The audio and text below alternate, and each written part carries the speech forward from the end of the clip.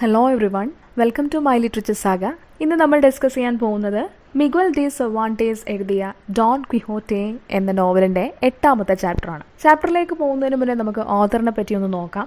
Miguel de Cervantes is a Spanish writer who is widely regarded as the greatest writer in the Spanish language and the greatest novelist of all time. ലോകത്തിലെ ഏറ്റവും പ്രശസ്തരായ എഴുത്തുകാരിൽ ഒരാൾ തന്നെയാണ് Miguel de സെർവാന്റീസ്. അദ്ദേഹം ഒരു Spanish റൈറ്ററാണ്.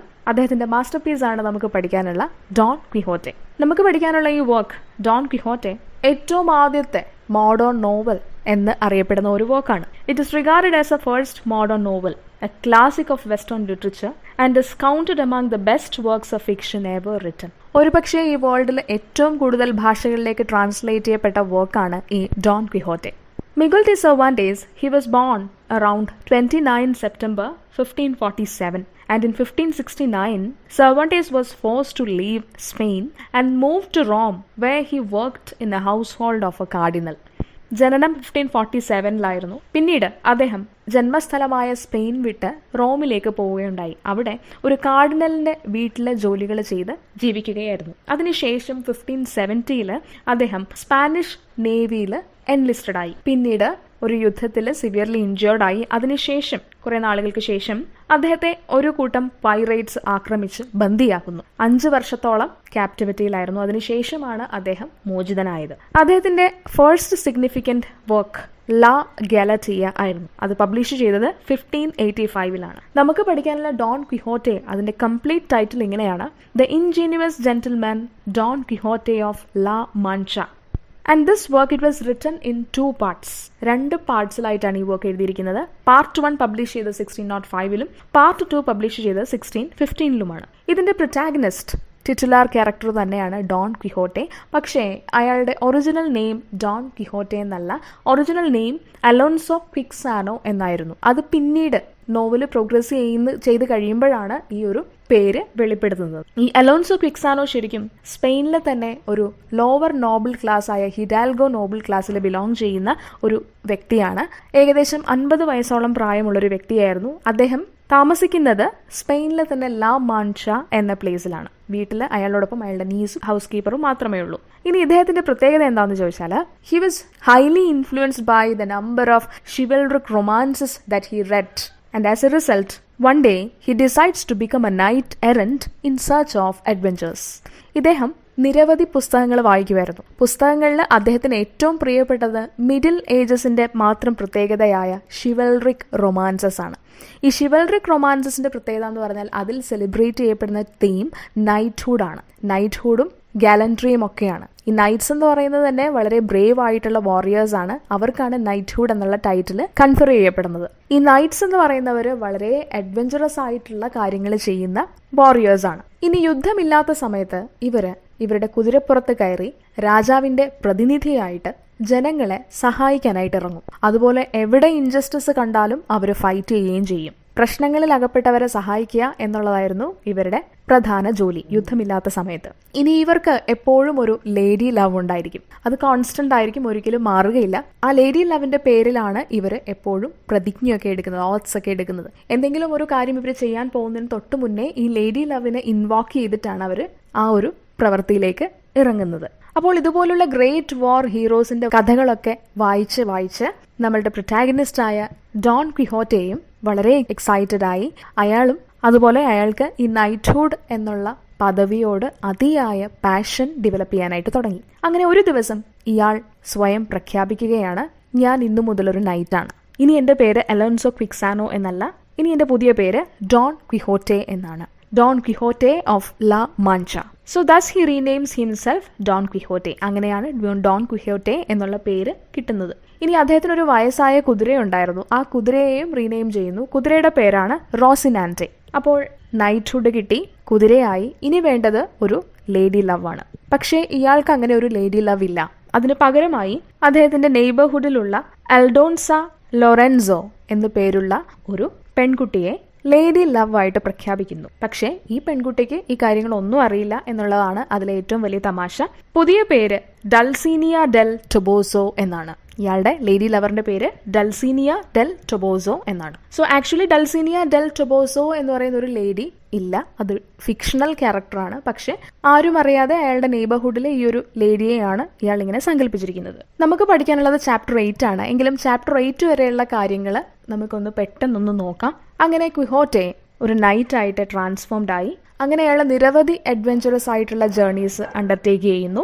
അതിൽ ചിലതിലൊക്കെ അയാൾ successful ആകുന്നുണ്ടെങ്കിലും ചിലതിലൊക്കെ അയാൾക്ക് പരാജയം നേരിടേണ്ടി വരുന്നു. ഒരു ദിവസം ഇയാൾ ഒരു കാസൽ ആണെന്ന് തെറ്റിദ്ധരിച്ച് ഒരു ഇന്നിൽ എത്തിപ്പെടുകയും അവിടെ കുറച്ച് ട്രേഡേഴ്സുമായിട്ട് വഴക്കുണ്ടാക്കുകയും അതിനുശേഷം ആ ഇൻകീപ്പർ അയാളെ അവിടെ നിന്ന് പറഞ്ഞുവിടുകയും ചെയ്യുന്നു. വളരെ അവശ നിലയിലാണ് ക്വിഹോറ്റയെ കുറച്ചു പേര് ചേർന്ന് തിരിച്ച് വീട്ടിലെത്തിക്കുന്നത്.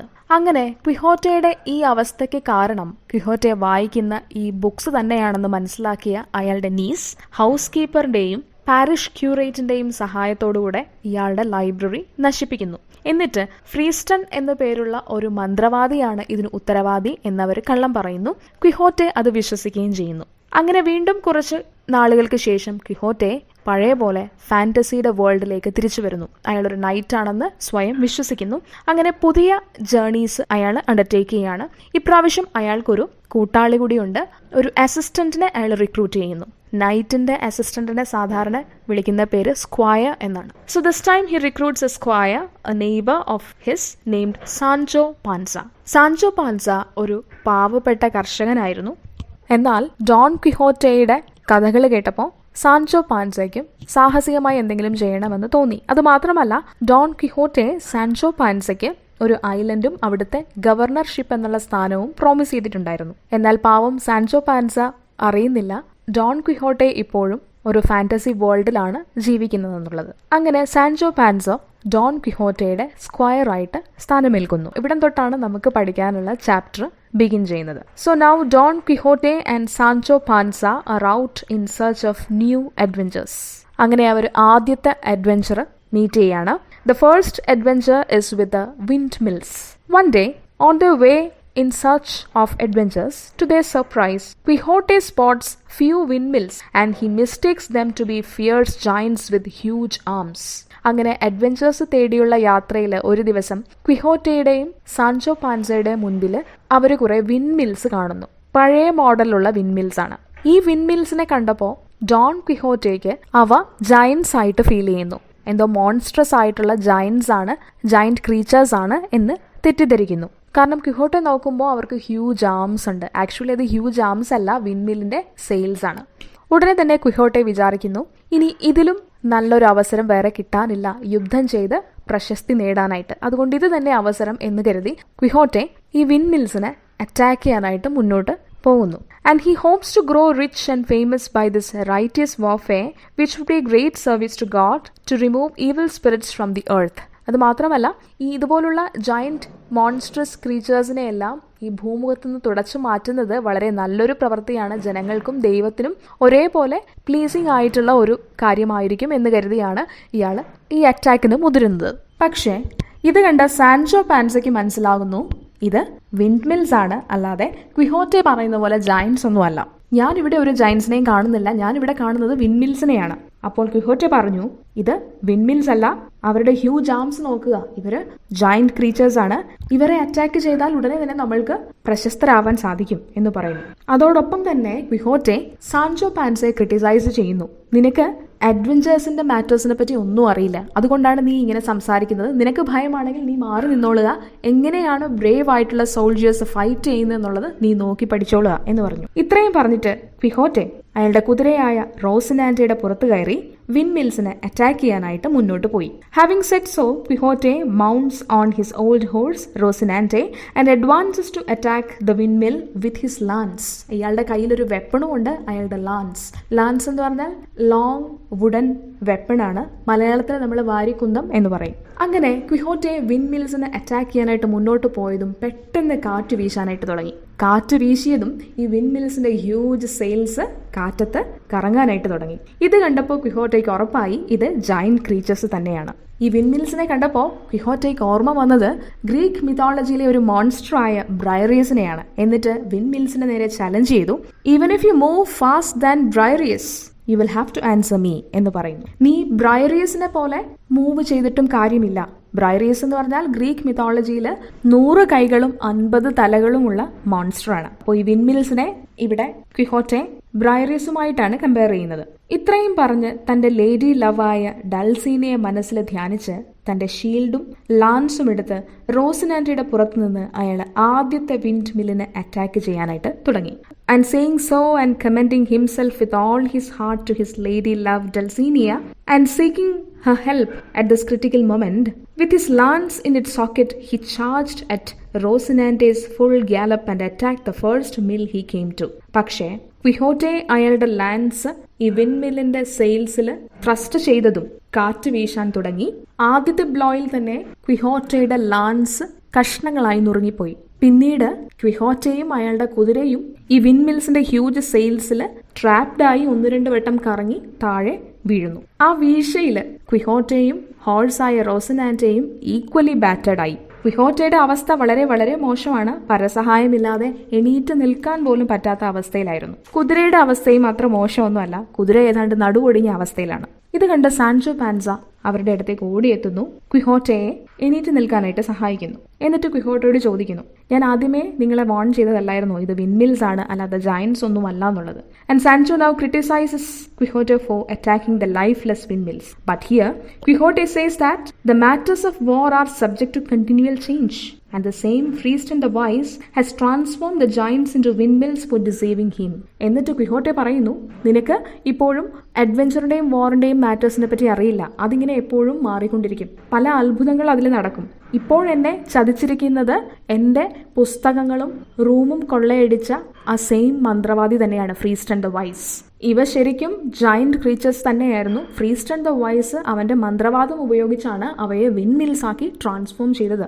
ഇത്രയും പറഞ്ഞിട്ട് ക്വിഹോറ്റെ ഫ്രീസ്റ്റ് ആൻഡ് ദ വൈസ് എന്ന മന്ത്രവാദിയെ ചാലഞ്ച് ചെയ്യുകയും കൂടെ ചെയ്യുന്നു. He also challenges Priest and the Wise that his evil arts shall not prevail against the virtuous sword of Quixote. തന്റെ കയ്യിലിരിക്കുന്ന ഈ വെർച്വസ് സ്വാർഡിന്റെ മുന്നിൽ നിന്റെ മന്ത്രവാദം ഒരിക്കലും വിലപ്പോവില്ല എന്ന് ചാലഞ്ച് ചെയ്യുകയും ചെയ്യുന്നു. And now Sancho Panza understands that it is not that easy to bring Quixote out from the world of fantasy into reality. ഇത് കണ്ടപ്പോൾ സാൻചോ പാൻസയ്ക്ക് മനസ്സിലായി ഇയാളെ ഒരിക്കലും പറഞ്ഞ് മനസ്സിലാക്കാനായിട്ട് സാധിക്കില്ല. However, he helps him and Rocinante, which was equally battered as Quixote. എന്നിരുന്നാലും Sancho Panza ക്വിഹോറ്റയെയും ഹോഴ്സിനെയും സഹായിക്കുന്നു. അങ്ങനെ വീണ്ടും ക്വിഹോറ്റയും സാൻചോ പാൻസയും അഡ്വഞ്ചേഴ്സ് അന്വേഷിച്ച് യാത്ര തുടർന്നു.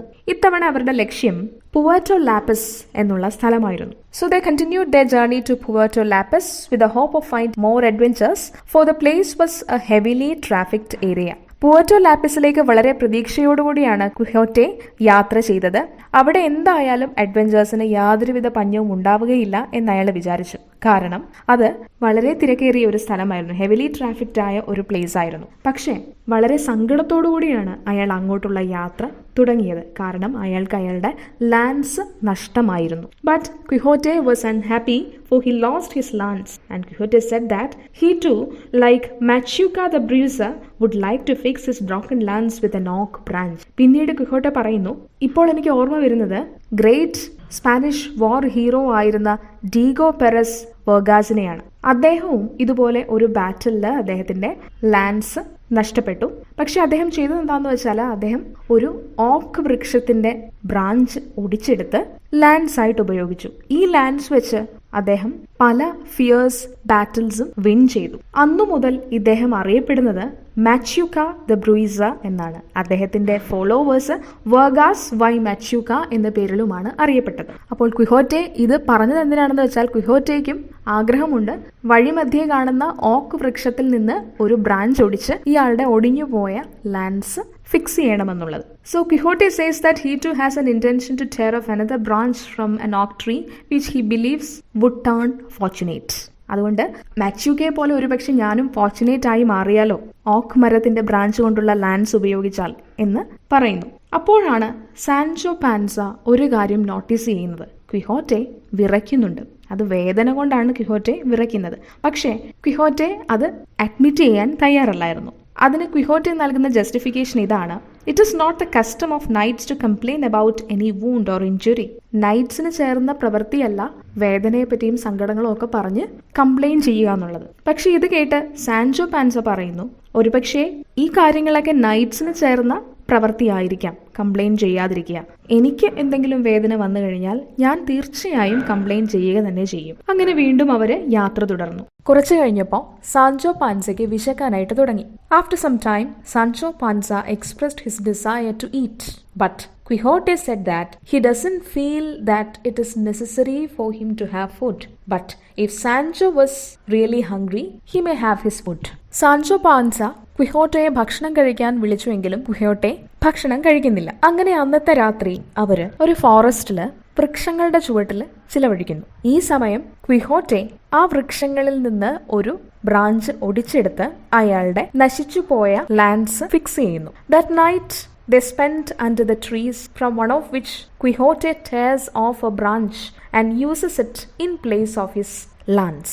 But Quixote couldn't sleep that night, for he was thinking about his lady love Dulcinea. പക്ഷേ അന്നത്തെ രാത്രി ക്വിഹോട്ടയ്ക്ക് ഉറങ്ങാനായിട്ട് സാധിച്ചില്ല. നൈറ്റ്സ് അങ്ങനെ ഉറങ്ങാൻ പാടില്ല. നൈറ്റ്സ് സാധാരണ രീതിയിൽ രാത്രികാലം അവരുടെ ലേഡി ലവിനെ ധ്യാനിച്ചുകൊണ്ട് നേരം വെളുപ്പിക്കുകയാണ് പതിവ്. അതുകൊണ്ട് ക്വിഹോട്ടയും ഉറങ്ങിയില്ല. പകരം ഇമാജിനറി ലേഡി ലവായ ഡൾസീനയെയും ധ്യാനിച്ച് നേരം വെളുപ്പിച്ചു. പക്ഷേ സാൻചോ പാൻസ നന്നായി ഉറങ്ങി, കാരണം അവൻ നന്നായി ഭക്ഷണം കഴിച്ചിട്ടുണ്ടായിരുന്നു. And the very next morning, Sancho Panza once again invited Quixote to have breakfast. But this time too, Quixote refused to eat, saying that he is meant to thrive on memories alone and not on food. പിറ്റേ ദിവസം രാവിലെയും Sancho Panza ക്വിഹോട്ടയെ breakfast കഴിക്കാനായിട്ട് വിളിക്കുന്നു. പക്ഷേ ഈ പ്രാവശ്യം ക്വിഹോട്ടെ food വേണ്ടാന്ന് പറയുന്നു. അതിന് പറയുന്ന റീസൺ, ഒരു നൈറ്റിന് ഫുഡ് കഴിക്കുക എന്നുള്ളതല്ല ഇമ്പോർട്ടൻ്റ് ആയിട്ടുള്ള കാര്യം, മെമ്മറീസിലും ത്രൈവ് ചെയ്യാം എന്നുള്ളതാണ്. And they continued the journey to Puerto Lapice and they reach there around 3 PM afternoon. അങ്ങനെ അവർ യാത്ര തുടർന്നു. അന്നത്തെ ദിവസം ഉച്ച കഴിഞ്ഞ് 3 മണിയായപ്പോൾ അവർ പുവേർട്ടോ ലാപ്പിസ് എന്നുള്ള സ്ഥലം കാണാനായിട്ട് തുടങ്ങി. So Quixote was really excited to dive in to the world of adventures. ഇപ്പോൾ ക്വിഹോട്ടെ വിചാരിച്ചിരിക്കുന്നത് ഈ പുവേർട്ടോ ലാപ്പിസ് എന്നുള്ള പ്ലേസിൽ നിറയെ അഡ്വഞ്ചേഴ്സ് അയാൾക്ക് കിട്ടും.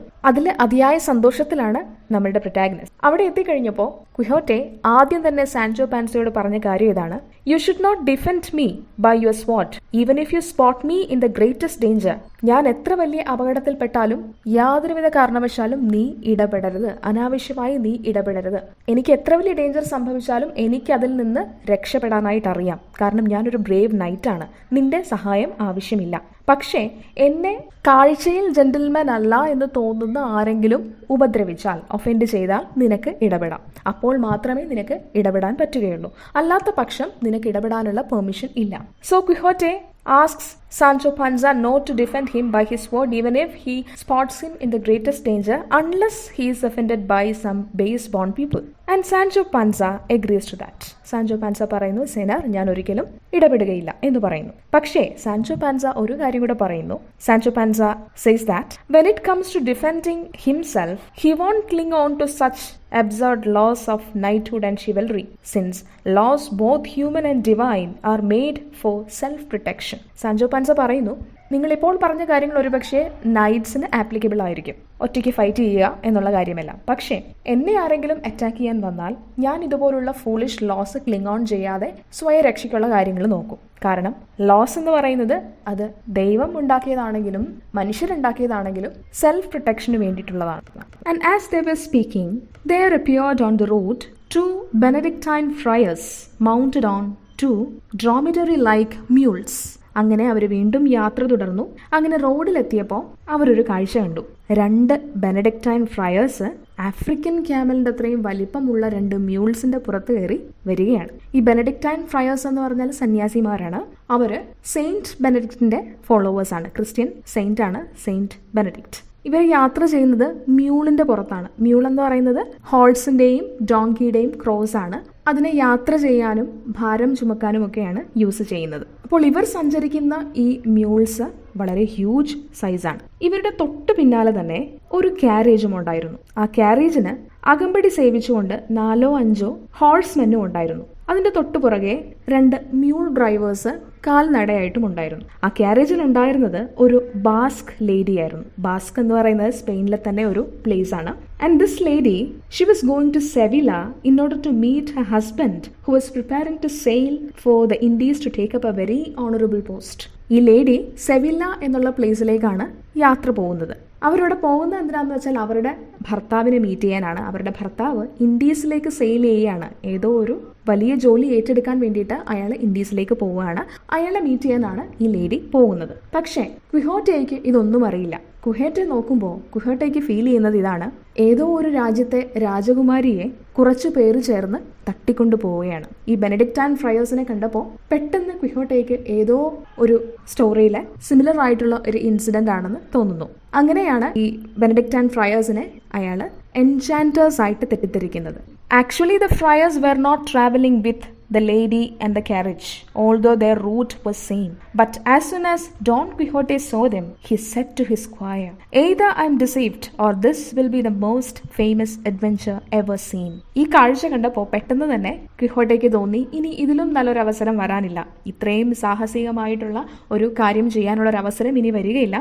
ഞാൻ കാണുന്ന കാഴ്ച സത്യമാണെന്നുണ്ടെങ്കിൽ ഇത് എൻ്റെ ലൈഫിലെ ഏറ്റവും വലിയ അഡ്വഞ്ചർ ആയിരിക്കും. പക്ഷെ സാൻചോ പാൻസയ്ക്ക് മനസ്സിലായി ഇത് ബ്ലാക്ക് ഫിഗേഴ്സും എൻചാന്റേഴ്സും ഒന്നുമല്ല, പാവപ്പെട്ട 2 ബെനഡിക്റ്റൈൻ ഫ്രയേഴ്സ് ആണ്. But Sancho Panza once again warns Quixote not to take a hasty decision, for it would be worse than the windmill encounter. Sancho Panza warn ചെയ്യുന്നു, വിൻഡ്മിൽ എൻകൗണ്ടറിനേക്കാൾ മോശം അവസ്ഥയായിരിക്കും ഉണ്ടാകാൻ പോകുന്നത്, അതുകൊണ്ട് എടുത്തു ചാടി പുറപ്പെടരുത്. But Quixote doesn't pays any heed to Sancho's words and even criticizes him of having no knowledge in matters of adventure. Sancho പാൻസയുടെ വാക്കുകൾ ക്വിഹോട്ടെ കേൾക്കുന്നില്ല എന്ന് മാത്രമല്ല, സാൻചോ പാൻസയെ ക്രിട്ടിസൈസ് ചെയ്യുകയും ചെയ്യുന്നു. അഡ്വഞ്ചേഴ്സിന്റെ കാര്യങ്ങളൊന്നും നിനക്ക് അറിയില്ല എന്ന് പറയുന്നു. And having said this, he rode forward and stopped in the middle of the road that the friars were traveling and approached them, pausing in attack. ഇത്രയും പറഞ്ഞുകൊണ്ട് സാൻചോ പാൻസ തന്റെ കുതിരയായ റോസിനാൻഡയുടെ പുറത്ത് കയറി ഈ ബെനഡിക്റ്റൈൻ ഫ്രയേഴ്സിനെ അറ്റാക്ക് ചെയ്യാനായിട്ട് മുന്നോട്ട് പോകുന്നു. You wicket and monstrous creatures എന്ന് വിളിച്ച് അവരെ അധിക്ഷേപിക്കുന്നു. നിങ്ങൾ ഏതോ ഒരു രാജ്യത്തെ രാജകുമാരിയാണ് തട്ടിക്കൊണ്ടു പോകുന്നത് എന്ന് പറയുന്നു. ഇത് കേട്ടപ്പോൾ ഫ്രയേഴ്സിന് ഒന്നും മനസ്സിലായില്ല. അവർ വളരെ അമേസ്ഡ് ആയിട്ട് നിൽക്കുകയാണ്. അവർ പറഞ്ഞു, senor, we are neither wicked nor monstrous but 2 religious friars of Saint Benedict who are traveling on our way, and we don't know if there are captive princesses in that carriage or not. ഞങ്ങൾക്കൊരു രാജകുമാരിയെയും അറിയില്ല. ഞങ്ങൾ 2 സാധുക്കളാണ്, saint ബെനഡിക്റ്റിന്റെ followers ആണ്, അതുകൊണ്ട് ഞങ്ങളെ വെറുതെ വിടുക. പക്ഷേ Quixote ഇതൊന്നും കേൾക്കാൻ തയ്യാറല്ലായിരുന്നു. Quixote was not willing to pay attention to the words of the poor friars. Instead he advance to attack them. അങ്ങനെ റോസിനാൻഡയുടെ പുറത്ത് കയറി ആദ്യത്തെ ഫ്രയറിനെ അറ്റാക്ക് ചെയ്യുന്നു. പക്ഷേ ഫ്രയർ എന്ത് ചെയ്തു എന്ന് വെച്ചാൽ, ഫ്രയർ അയാളുടെ മ്യൂളിന്റെ പുറത്തുനിന്ന് ചാടുന്നു. അയാൾ ചാടിയില്ലായിരുന്നു എന്നുണ്ടെങ്കിൽ ഒരു പക്ഷേ ക്വിഹോട്ടയുടെ അറ്റാക്കിൽ നിന്ന് അയാൾക്ക് എന്തെങ്കിലും സിവിയർ ഇഞ്ചുറി ഉണ്ടാകുമായിരുന്നേനെ, അല്ലെങ്കിൽ അയാൾ മരിച്ചു പോയേനെ. But the friar somehow manages to fall off his mule in order to evade the attack from Quixote. And the second friar, who saw how his companion was treated, kicked his mule and began to gallop across the fields faster than the wind. ഇത് കണ്ടു നിന്ന 2ാമത്തെ fryer കൂടുതൽ wait ചെയ്തൊന്നുമില്ല. അയാൾക്ക് മനസ്സിലായി ഇതേ അവസ്ഥയാണ് അയാൾക്കും വരാൻ പോകുന്നത്. അയാളുടെ മ്യൂളിന്റെ പുറത്ത് കയറി എത്രയും വേഗം പായാമോ അത്രയും വേഗം ഓടിപ്പോയി. ഇത് കണ്ടു നിന്ന സാൻചോ പാൻസ ഉടനെ തന്നെ ഈ വീണ് കിടക്കുന്ന ഫ്രയറിന്റെ അടുത്ത് വന്നു. എന്നിട്ട് ഫ്രയറിന്റെ ലോങ് ഗൗൺ ഊരിയെടുക്കാൻ ശ്രമിക്കുന്നു.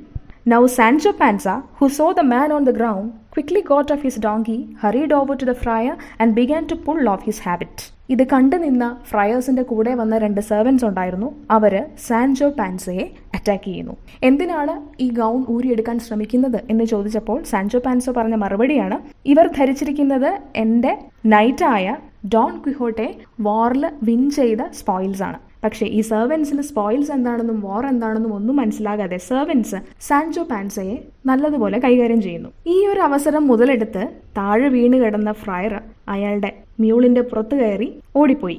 ദൂരെ അയാൾക്ക് വേണ്ടി വെയിറ്റ് ചെയ്ത് അയാളുടെ കമ്പാനിയൻ നിൽക്കുന്നുണ്ടായിരുന്നു. അങ്ങനെ രണ്ടുപേരും ഇവിടെ എന്താണ് സംഭവിക്കുന്നത് എന്നുപോലും തിരക്കാതെ പുറകെ പിശാച് കൂടിയതുപോലെ വേഗത്തിൽ അവർ പാഞ്ഞു പോവുകയും ചെയ്തു.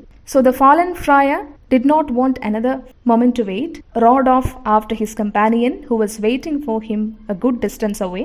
In the meantime, Quixote approaches the lady in the carriage and speaks in chivalrous language to her. He requests her to present herself before Dulcinea and explain the chivalrous deeds of Quixote to her. ഇതിനിടയിൽ ക്വിഹോട്ടെ നേരെ ക്യാരേജിന്റെ ഫ്രണ്ടിൽ ചെന്നിട്ട് ക്യാരേജിലിരിക്കുന്ന ലേഡിയോട്, bask ലേഡിയോട് വളരെ ഷിവൽറസ് ആയിട്ട് സംസാരിക്കുന്നു. Request ചെയ്യുന്ന എന്താന്ന് വെച്ചാൽ ആ ലേഡി ഇപ്പോൾ തന്നെ ക്വിഹോട്ടയോടൊപ്പം ലാ മാഞ്ചയിലേക്ക് ചെല്ലണമെന്നും ഇമാജിനറി ലവറായ ഡൾസീനിയയുടെ മുന്നിൽ ഇവിടെ നടന്ന ബ്രേവ് ഡീഡ്സ് വിവരിക്കണമെന്നും അഭ്യർത്ഥിക്കുന്നു. ബാസ്ക് ലേഡിക്ക് ആക്ച്വലി ഇവിടെ നടക്കുന്നത് എന്താണെന്ന് പോലും മനസ്സിലായില്ല. ഈ ലേഡിയോടൊപ്പം വന്നിരുന്ന കോച്ച്മെൻ ഇത് കേൾക്കുന്നു. അയാൾക്ക് മനസ്സിലായി ക്വിഹോട്ടെ വഴി തടഞ്ഞിരിക്കുകയാണ്. The Basque coachman who overhears all this asks Quixote to clear off or else he would kill Quixote.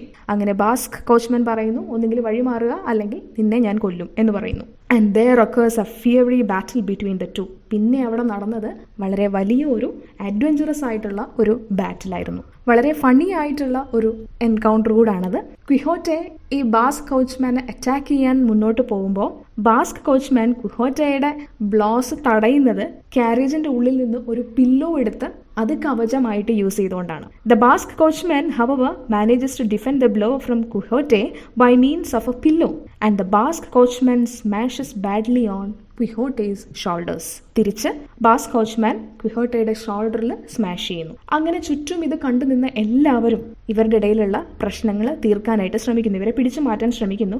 പക്ഷേ ഈ കോച്ച്മാൻ അതിന് സമ്മതിക്കുന്നില്ല. കോച്ച്മാൻ അവരോട് പറയുന്നു, ഈ യുദ്ധം ഫിനിഷ് ചെയ്യാൻ അനുവദിച്ചില്ലെന്നുണ്ടെങ്കിൽ ക്യാരേജിലിരിക്കുന്ന ലേഡിയെ കൊല്ലുമെന്ന് ഭീഷണിപ്പെടുത്തുന്നു. അങ്ങനെ എല്ലാവരും പേടിച്ച് നിൽക്കുകയാണ്. ഇതിനിടയിൽ ഈ ക്യാരേജിലുണ്ടായിരുന്ന ലേഡി മറ്റു കോച്ച്മാന്റെ സഹായത്തോടുകൂടെ ക്യാരേജ് കുറച്ചുകൂടെ ദൂരം മാറ്റിയിട്ടിട്ട് ഇവിടെ നടക്കുന്ന കാര്യങ്ങൾ കണ്ടുകൊണ്ടിരിക്കുകയായിരുന്നു. അങ്ങനെ ബാറ്റിൽ കണ്ടിന്യൂ ചെയ്യുകയാണ്. However, the battle continues. But at this point, the narrator abruptly stops the chapter without finishing the story, leaving the readers in suspense. ഈ ഒരു പോയിന്റിൽ കഥ കംപ്ലീറ്റ് ചെയ്യാതെ നറേറ്റർ സ്റ്റോറി നിർത്തുന്നു. നറേറ്റർ അത് പറയുന്ന റീസൺ എന്താണെന്ന് വെച്ചാൽ ആദ്യത്തെ റൈറ്റർ സ്റ്റോറി ഇവിടെ കൊണ്ട് അവസാനിപ്പിച്ചിരിക്കുകയാണ്. പക്ഷേ രണ്ടാമത്തെ ഓഥർ അത് കണ്ടിന്യൂ ചെയ്യുന്നുണ്ട്, അത് നെക്സ്റ്റ് ചാപ്റ്ററിലാണ് എന്ന് പറഞ്ഞ് റീഡേഴ്സിനെ എല്ലാം സസ്പെൻസിന്റെ മുൾമുനയിൽ നിർത്തിക്കൊണ്ട് കഥ അവസാനിപ്പിക്കുകയാണ്. പക്ഷേ കഥയിൽ പിന്നീട് എന്ത് സംഭവിച്ചു എന്നുള്ളത് ഞാൻ പറയാം. കഥയുടെ ക്ലൈമാക്സ് അടുത്ത ചാപ്റ്ററിലാണ്, 9ാമത്തെ ചാപ്റ്ററിലാണ്. യുദ്ധം കണ്ടിന്യൂ ചെയ്തു. അവസാനം ക്വിഹോട്ടെ തളർന്ന അവശനായി. ക്വിഹോട്ടെ എന്നിട്ട് ഈ കോച്ച്മാനോട് പറയുന്നു, നിന്നെ ഞാൻ കൊല്ലാതെ വെറുതെ വിടാം, കാരണം ആ ക്യാരേജിലുള്ള ലേഡി പ്രോമിസ് ചെയ്തിട്ടുണ്ട് അവരെന്നോടൊപ്പം ലാ മാഞ്ചയിലേക്ക് വന്ന് എൻ്റെ ലവറായ ഡൾസീനയോട് ഇവിടെ നടന്ന കാര്യങ്ങൾ വിവരിക്കാം എന്ന് പ്രോമിസ് ചെയ്തിട്ടുണ്ട് എന്നുള്ള ഗ്രൗണ്ട്സിൽ യുദ്ധം അവസാനിപ്പിക്കുന്നു. അങ്ങനെയാണ് ആ ഒരു ഇൻസിഡന്റ് അവസാനിക്കുന്നത്. So that is all about Don ക്വിഹോട്ടെ.